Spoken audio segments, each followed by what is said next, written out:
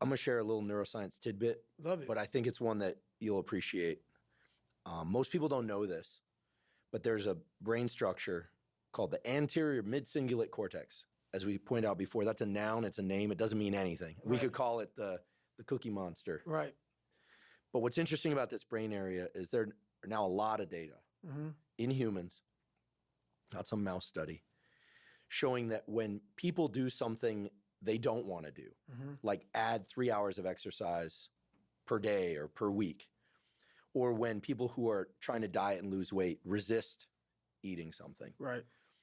When people do anything that they, and this is the important part, that they don't want to do. Right. It's not about adding more work, it's about adding more work that you don't want to do. Yes. This brain area gets bigger. Yep. Now here's what's especially interesting about this brain area to me. And by the way, I'm only learning this recently because it's new data, but there's a lot of it. The anterior mid-cingulate cortex is smaller in obese people. It gets bigger when they diet. It's larger in athletes. It's especially large or grows larger in people that see themselves as challenged and overcome some challenge. Right. And in people that live a very long time, this area keeps its size. In many ways, scientists are starting to think of the anterior mid-cingulate cortex not just as one of the seats of willpower, Right. but perhaps actually the seat of the will to live. See, now we're talking. And when I learned about the anterior mid-cingulate cortex, I was like almost out of my seat. And I've been in the neuroscience game since I was 20. Now we're the we're same talking. age. And I was so pumped because I've heard of the amygdala, fear, prefrontal cortex, it's planning and action. I could tell you every brain area and I teach neuroanatomy to medical students. But when I started seeing the data on the anterior mid-cingulate cortex, I was like, whoa, this is interesting. Yep. And all the data point to the fact that we can build this area up. Yep. But that as quickly as we build it up, if we don't continue to invest in things that are hard for us, that we don't want to do, that's the part that feels so Goggin-esque to me, that we don't want to do. Like if you love the ice bath, yeah, I love the ice bath, and you go from 1 minute to 10 minutes, guess what? Your anterior mid-cingulate cortex did not grow. None. But if you hate the cold water, if you're afraid of drowning and you get into water and put your head under, then your anterior mid and survive, then the anterior mid-cingulate cortex gets bigger. But if you don't do it the next day, or if you do it the next day and you enjoy it, because hey, I did it yesterday, woohoo, happy me, Merry Christmas, as you would say. Merry Christmas. Guess what? The anterior mid-cingulate cortex shrinks again. Yep. To me, this is one of the most important discoveries that neuroscience has ever made, because it's that I don't want to do something, but do it anyway. That's right. That grows this area. And it's almost like I have a friend, he's been sober 30 years from alcohol. And he always says, you know, the amazing thing about addiction is there's a cure. The problem is it only works one day at a time. Yep. And so you have to renew it every day. That's right. So the anterior mid-cingulate cortex, to me, when I learned about it, two things went off in my head. Whoa, this is super interesting. And two, I got to tell David Goggins about this. And I waited until now to tell you because I felt like well, for obvious reasons, I wanted to tell you and I wanted to tell you here. Well, I love that because that's how I've lived my entire life. I don't know anything about that. But people go, man, you have such a strong will. It's something that you build. Like, I never forget, I was on a podcast one time, and this dude goes, you were blessed with a strong mind. Like, the hell are you talking about? I was blessed with a strong mind. That's something that you have to develop.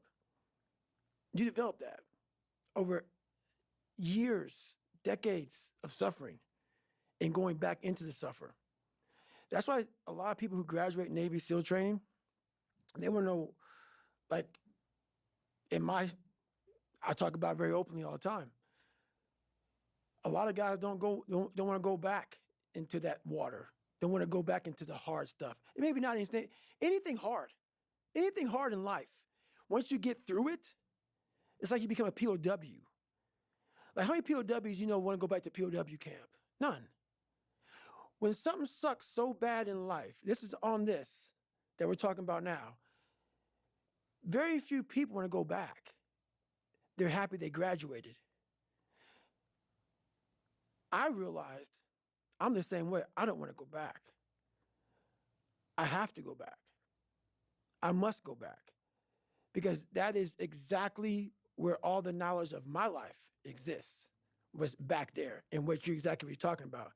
Well, I didn't know anything about this, but how I grew a will was constantly doing these things to now it's just life. I wake up while it still sucks, it's just life. You don't sit back and like, oh my God, like I have days I don't want to do it, but I know I'm going to do it. I know from years of just doing it.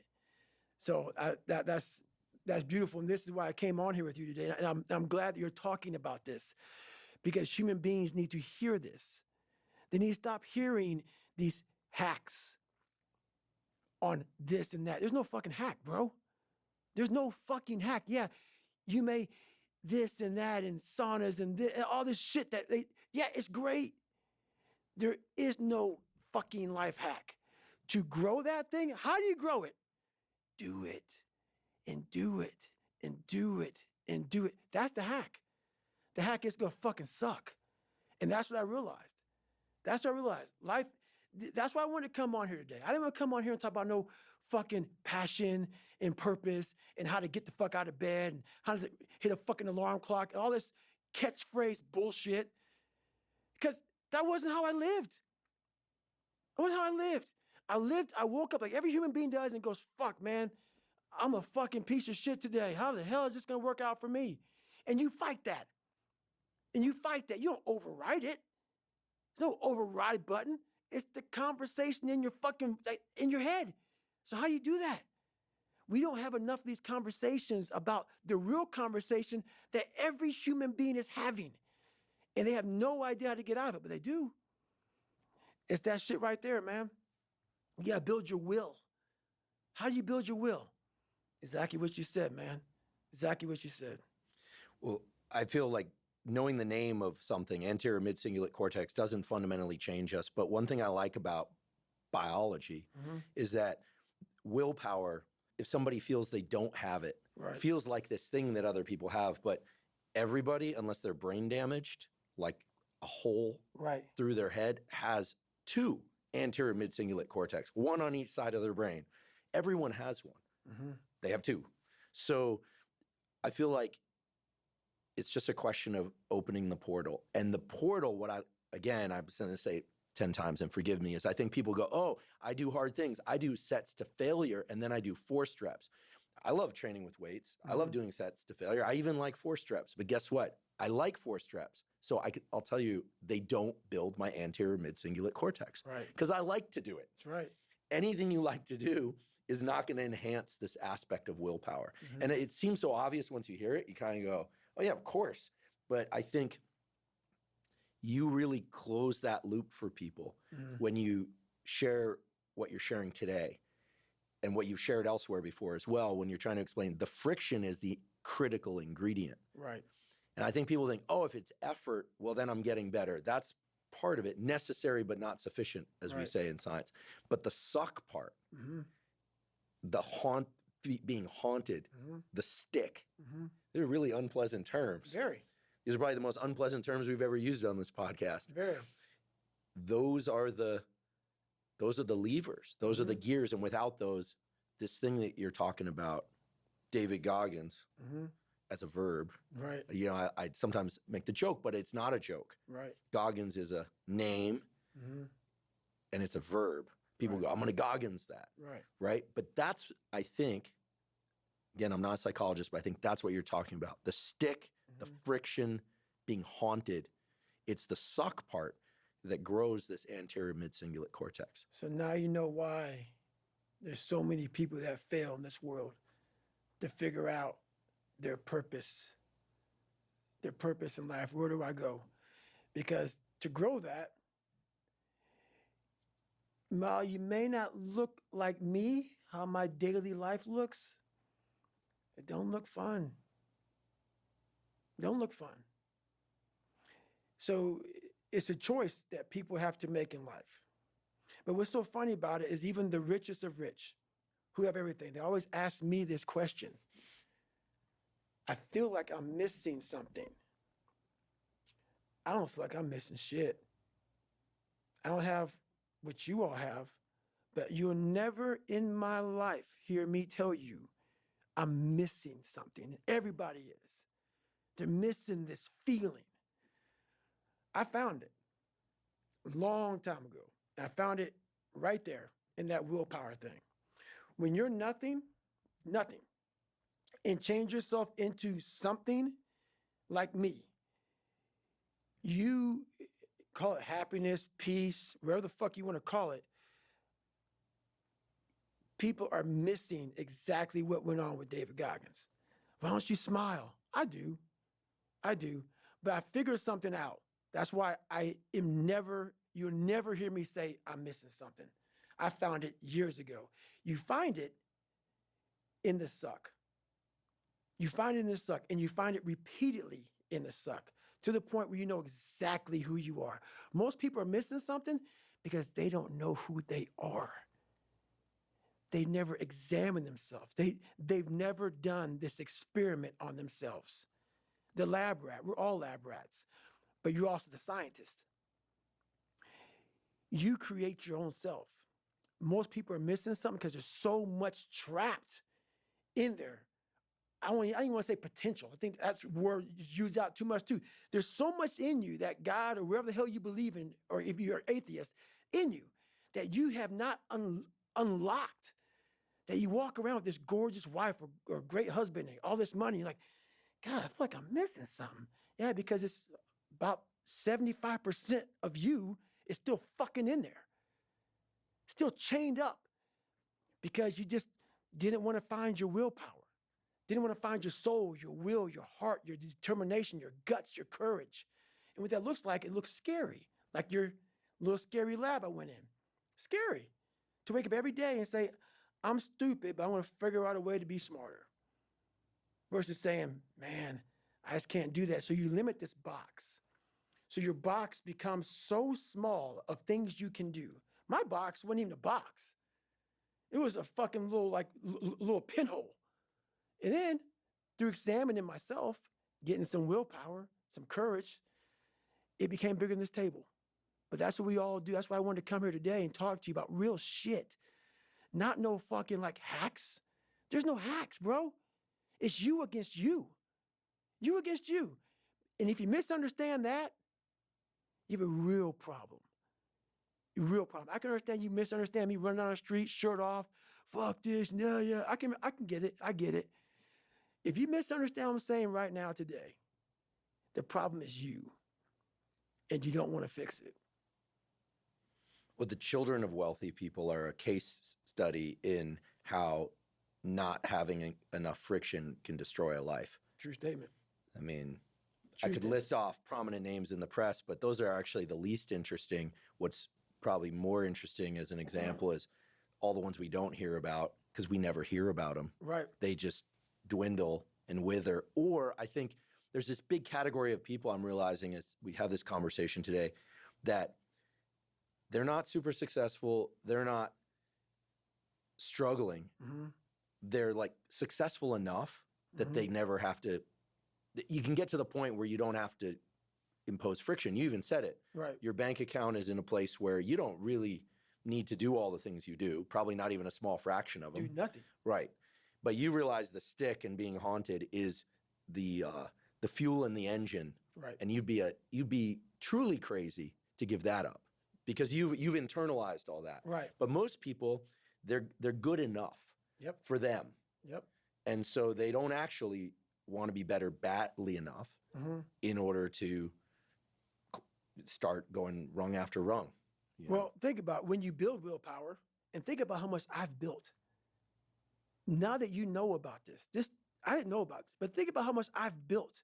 Everything I've ever done in my life, I didn't want to do. Everything, every day. I'm a lazy piece of shit. And I'm one of the hardest working people that ever stepped foot on this planet Earth. And I'm saying that very proudly because I know what I do. It's not cocky. I'll tell you I'm stupid. And I'll also tell you the exact opposite of what I've done. It's the truth. It is the truth. So imagine how much I've developed in that time frame. But it's the scary thing. why most people don't want to do that, build that willpower, is because it is scary. It unlocks a whole bunch of things about who you are and who you're not. And a lot of people don't want to go down that journey to discover who they are and who they're not. Because it's not a pretty journey. I mean, I've gone down it. It's not like I went down it once. I go down it all the time. And when you unlock that, and you can't just turn it off. Like people say, hey, well, how come you haven't retired yet? I built all this willpower. Do you think it's gonna let me just retire because my knees hurt? It's telling me every morning, I wake up like, man, my knees hurt, my legs hurt, my body hurts, but you can still run. So why aren't you running? If you can still run, there'll be a time when you can't lace them up anymore, but you can still run. So I still run. When the time comes I can't run, the body will say, you just can't run. But if I can still do something, that willpower that I have created, it makes me do it every fucking day. And that's what they don't get. What builds a human being is you start with the small building blocks. And before you know it, man, you become something that it doesn't even make sense to most people because it's just who you are now.